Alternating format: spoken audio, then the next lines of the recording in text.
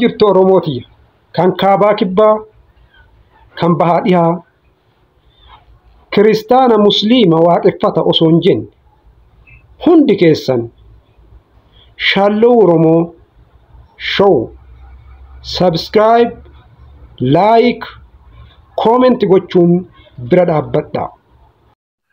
Akkam jirtu Oromooti nagaa akkam fayyaa keessanii ka bahaa dhihaa ka kaabaa kibbaa kiristaana osoo hin jedhin musliima osoo hin jedhin nageenyi kiyya bakka jirtanitti isin haa ga'u. Oromootiya mee amma hundi keessanuu share like subscribe godhaa please share godhaa subscribe godhaa akkuma daawwattanii subscribe share gochuun dagatina namni baay'een daawwateetumaan bahaa jechuudha. Subscribe gochuun keessan immoo faayidaa guddaa naa qaba waan ta'eedhaaf mee hundi keessanuu subscribe godhaa akkuma daawwattan jecha daawwattee qofa hin baay'ini subscribe share godhee jechuudha. Har'a karraa dubbannu hariiroo Kuullee fi Abdiisaa Jaarraati jechuudha. Jidduu kana dubbiin ho'itee jirti gaa. Dubbiin Kuullee ho'itee jirti. Mee Abdiisaan Jaarraa Kuullee akkamitti ilaala? Dhuguma Abdiisaan Oromoodhaaf moo waan biraattu keessa jira? Oromoodhaaf ejjatee lolaa jira moo waan biraattu keessa jira? Yaadan ka isin daawwachiisuun ta'a. Abdiisaan Kuullee akka seexanaatti ilaala. Abdiisaan Kuullee akka waraabessa yookaan bulguu nama nyaatutti ilaala. Maaliif? Kuni maaliif ta'e? Kuulleen waan addaatii miti. Kuulleen kalaqa. Mastara san Kuulleen ni kalaqe waggaa 19 fayyadame. Dirqamaadhaan uummata Oromootiin fayyadamee jedhee irratti hin feene. Kuulleen qorannoo irra jirti. Ammas qorannoo xumuramee miti jechuudha.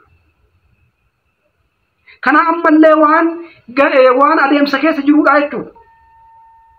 Immoo uummanni Oromoo yoo barbaade ni fudhata. Yoo barbaade immoo ni gata. Hayyoonni Oromoo yoo sirrii ta'e ni mirkaneessu. Yoo sirrii hin taane immoo ni kuffisu. Kanaafuu Abdiisaa immoo maaltu maraachi? Abdiisaa immoo maaltu bineensa godhere?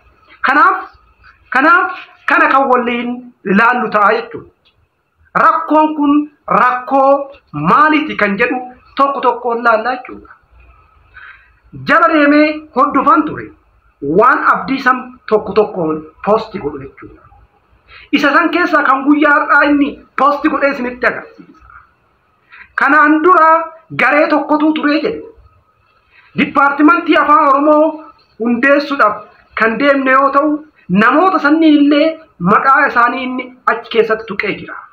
Ani immoo afaan kiyyaan isinii tuquu hin barbaanne. Propoozaala san yoo qopheessinu namoota sanniin wajjin qopheessaa turre. Barreessaan kenna Profeesar Fedhesaan ture.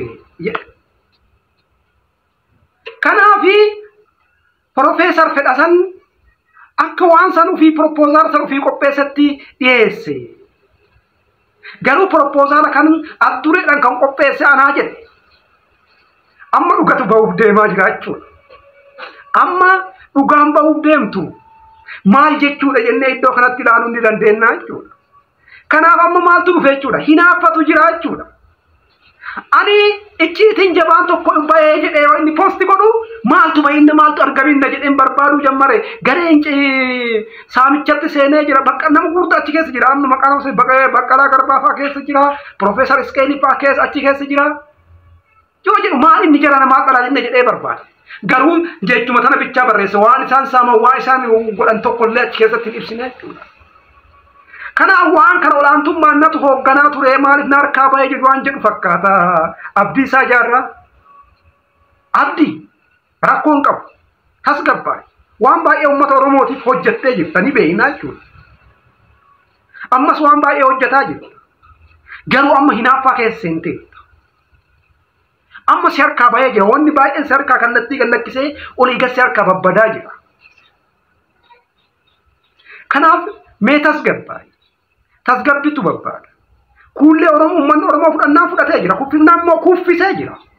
Hayyoonni Oromoo fudhannaa fudhatanii jira. Kuffinnaan immoo kuffisanii jira. Wanni tokko immoo iyyuudhaan haasa'uudhaan loluudhaan miti. Qorannoo barbaada, qorannoodhaan kufaa, qorannoodhaan deeggarama. Qorannoo wal ammansiisuu hin danda'ama. Kanaa miti immoo wanni kun waggaa 16 dura deemaa ture. Waggaa 19 dura deemaa ture. Hamma waggaa 19 ati dhugama quban qabne moo waan kana maaliif hin baafne? Amma maaliif baaftee maxxansite? Gaafii wal nama gaafachiiftu jechuudha. Erga waggaa 19tiin maxxansine amma baaftee maaliif maxxansite? Wanni jedhu gaafii wal nama gaafachiiftudha jechuudha. Lammaffaa immoo akkamitti baate waan sadarkaa qorannoo irra jiru tokko baasanii maxxansuun ummata miidhamu ummata fayyada. Ummata miidhamu ummata fayyada addaan ba'uu qabu isa jalqaba irratti jechuudha. Wanni kun yookaan hin ta'a yookaan hin ta'u. Maaliif miidiyaa irratti finnee ummata waliin dhoofna? Maaliif keessan hin xumurre? Maaliif keessan waliin gaafanne? Amma akka dokumentiin inni post Abdiisaa Jaarraa post gootu agarsiisutti wal dhabdetu sin jidduu jira. Nothing. Dhimmichi dhimma Oromoo wajjin wal qabatee miti jechuudha. Maaf keessan hin fixanne? Maaliif Oromoo burjaajessitu?